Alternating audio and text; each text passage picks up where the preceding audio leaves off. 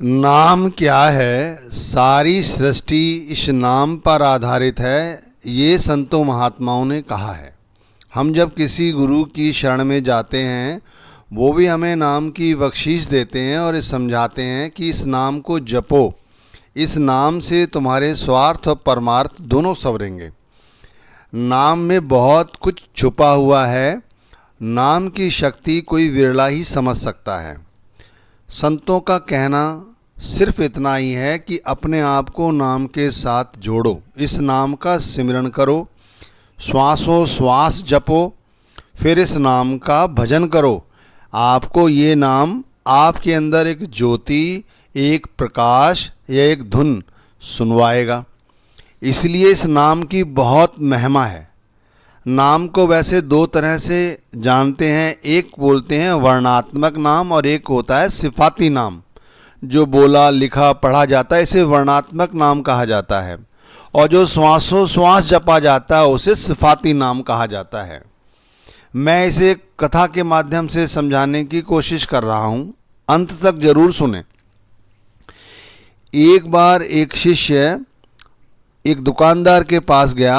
अपनी घड़ी संभलवाने के बाद उसने उससे वो घड़ी प्राप्त कर ली, तो दुकानदार ने उससे कुछ पैसे मांगे। उसने कहा, मेरे पास कुछ पैसे तो नहीं है, नाम रूपी सच्चा धन है जो मुझे गुरु से प्राप्त है। उसके बदले मैं तेरे को दो उपदेश देता हूँ, दो बातें बताता हूँ जो तेरे बहुत काम आएंगी। घड़ी वाला बोला, भाई मैं इन नामों से मेरा क्या लेना देना, मेरे को तो वो चीज़ दे जिससे मेरा काम चले। और उसने उसे घड़ी नहीं दी।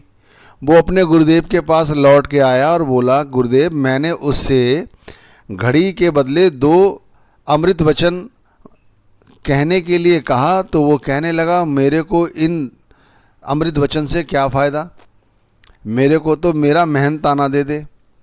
तो गुरु ने समझाने के लिए उसको एक लाल दिया कि जा ये लाल ले और इससे मेरे लिए फल खरीद के ला। वो मंडी गया और उसने उससे लाल के बदले फल मांगे।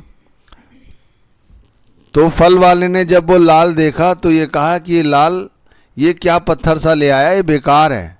इसने फेंक दिया और उसे फल नहीं दिए। वो गुरुदेव के पास फिर लौट के आया और कहने लगा, गुरुदेव इस आपने जो पत्थर दिया जिसे आप लाल कहते थे, उसने उसे फेंक दिया और ये कहा इसके किस काम का।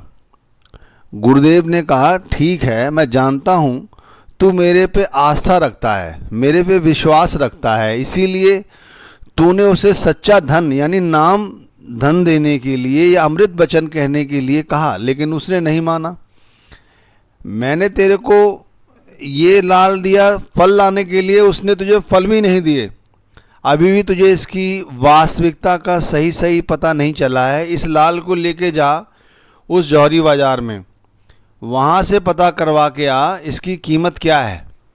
जब वो किसी जौहरी के पास पहुँचा तो उसने उसे 500 रुपये दिए और लाल भी वापस दिया और कहने लगा, भाई ये कीमत सिर्फ इस लाल को देखने की है, इसकी जो वास्तविक कीमत है वो करोड़ों रुपए है जो मेरे पास नहीं है।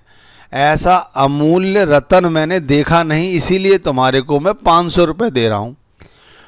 जब उसने अपने गुरुदेव को बात बताई तो गुरु ने कहा, तुझे समझ आया ये नाम क्या है? नाम इसी तरह का एक लाल है। जो इस नाम को पहचानता है, इसकी कद्र करता है, वही इसकी तत्व ज्ञान को समझ पाता है। वरना लोग गुरुओं से नाम लेके, सद्गुरुओं से नाम लेके उसे ऐसे ही छोड़ देते हैं, उसकी कोई परवाह नहीं करते। सारी ज़िंदगी मेहनत करते हैं, मशक्क़त करते हैं, उसके बाद भी उन्हें जीवन के मुख्य उद्देश्य का पता ही नहीं चलता। वो धन कमाने को ही जीवन का उद्देश्य समझते हैं। लेकिन जिस तरह उस जौहरी ने जान लिया कि इस लाल की वास्तविक कीमत क्या है, इसी तरह हम सत्संगियों में जो व्यक्ति जान लेता है कि नाम की वाकई में कीमत क्या है, वो अपने जीवन के उद्देश्य उसका सिर्फ यही होता है कि वो नाम को जपे, श्वासों श्वास जपे, उसका सिमरन करे, तभी उसका कुछ बनता है और नाम की कीमत समझता है। धन्यवाद।